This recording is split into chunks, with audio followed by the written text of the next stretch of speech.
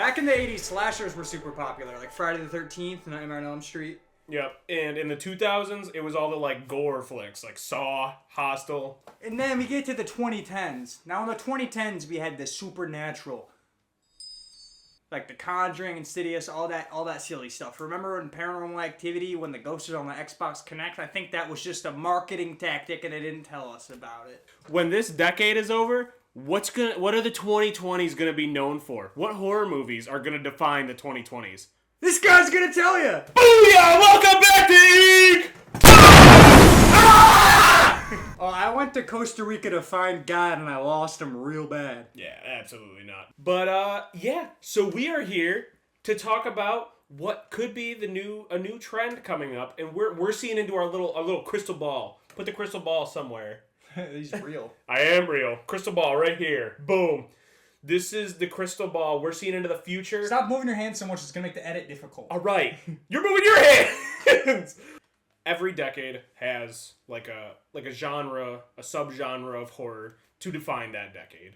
But there are obviously going to be outliers that don't follow the trends of these. Like in the 80s, there was very obvious movies that weren't slashers. The Shining came out in the 80s technically. I believe Silence of the Lambs was the 80s. Good flick. There it is. But the ones that reach the largest audience and the ones that everyone will know the decade for are going to be the ones in this trend. So we're here to talk about what the 2020s trend could be. If you're a real one, you'll remember when we did a video about kids' trends hitting public domain and turning into creepy monsters like that, like the poo. That's not going anywhere anytime soon. There's still a bunch of those that are going to come out soon. But we got a sneaking suspicion that there's going to be another trend that's going to be a little bit bigger. And could this trend even push into 2030s? Are you even thinking about the 2030s? What do you know about the 2030s? I don't know a damn thing. The trend that we are going to be talking about today is going to be r/no sleep horror stories and creepypastas being made into horror movies. Who's ever heard of that? What have you heard about it? Please, tell the class. I read the script. Yeah, my bad. But we're not talking about in 2018 Slender Man movie. That thing reeks. No, because within the last month of writing this script, there have been so many no sleep horror movies announced. And while this isn't the first time that like creepypastas and no sleep is going to be adapted onto the big screen, like I was saying, Slender Man, we did want to take a moment to mention the OGs, like Channel Zero. Channel Zero was probably like the first like big budget adaptation of like any of these kinds of stories. It was a TV show where a season would adapt a story from No Sleep, and they would kind of build their own lore around it, real short stories, make it on there. Yeah, so the first season of Channel Zero is about Candle Cove. The second season is about No End House. The third season is about the Search and Rescue Woods. That's my favorite one. And yeah, and the final one is going to be about Hidden Door. Wasn't there an episode of Drake and Josh about a hidden door? Was there? Yeah. Are you talking about the one where they put the door on the wrong side or whatever? Or they drew the door and couldn't cut it out? Yeah. Where they got stuck in a treehouse? Yeah. Or he made it sound like a Backrooms episode. They just got stuck in a treehouse. It was scary, dude. Megan almost killed him with a gun, I think. It's been a while. But in regards to like Butcher's Block, which was the name of the Search and Rescue Woods season, there was a lot of things different. I did find someone who, as far as I could tell, was a story editor and a staff writer for Channel Zero. And he basically said that Nick Antosca, sorry, probably saying that wrong, he's the creator and showrunner of Channel Zero. He was only interested in doing the stairway and the Search and Rescue Woods and just kind of building his own lore about that instead of like the whole story and like just making a series out of that. So that's why that was different. And they said that they talked to the creator about it and everyone was on the same page. Contracts were signed. Everyone was paid. You know, the whole thing. We're going to move on to the meat, the bones, the broth, the soup. We're going to start with the one that was an announcement from the last month. I found it while I was looking through the announcements that apparently in 2018, there was rumors that Ryan Reynolds was going to be producing a movie based on the story The Patient Who Nearly Drove Me Out of Medicine. What? I don't think that there's really been any talks of it since then, but I think it kind of will just show for a point we're going to be talking about later. So, unfortunately, we got to talk about it. You don't want to hear about it, and I don't want to talk about it. They announced that The Third Parent was going to be made into a movie. Moment of silence. Yeah.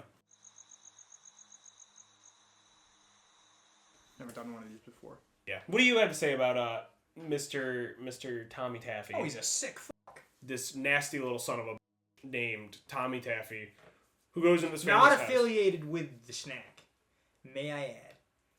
Which snack? I'm a stakeholder in Laffy Taffy, and I swear to God, if this video tanks my stocks, I'm gonna go baroque. And we will lose this studio. We will lose this studio. We will have nothing.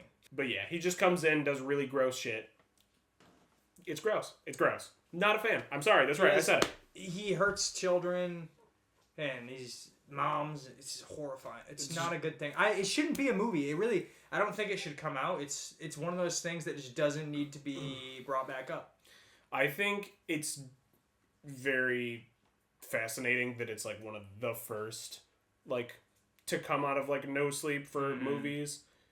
Because I do feel like there are a lot better stories that could that could just like better show what No Sleep has. It's so jarring and gross. We were talking about it previously. And it's almost like the Terrifier effect, where maybe that's what's working for people, and they're like, let me just make a shocking, disgusting movie. Yeah, and people will watch it because they're like, what are they gonna do? Are we probably gonna watch it? Yeah, because I want to see what they do. But you know who's gonna be in this shit? Christopher Columbus.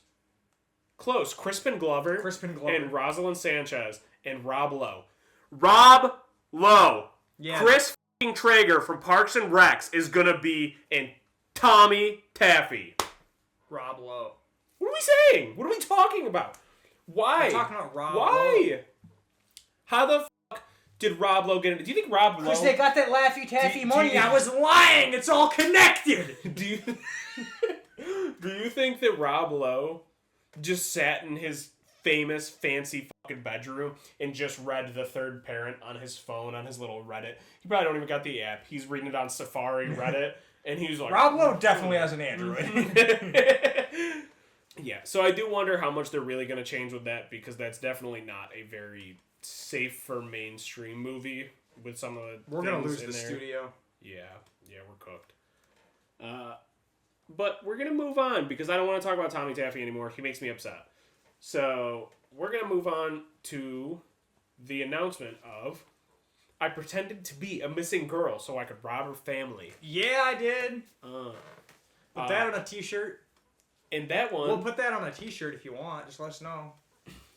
I guess. I don't know if we can do that. The studio rent's getting crazy. I don't know if we can do that. It's just words. Yeah, but people own words. I know it's like a weird thing. We can spell it wrong. Some of the letters are backwards. It's gonna be, I pretended to be a missing girl so I could rob Lowe her family. Okay, yeah. This story is literally exactly what the title sounds like. Yeah, so that's exactly what it sounds like. I'm curious what they're gonna do, because spoiler alert coming up for a movie. The movie's Orphan First Kill. Spoiler alert. I'm very curious what they're going to do, because that's just the exact plot of that movie. Sydney Sweeney's going to be in it, which is also crazy. It's crazy.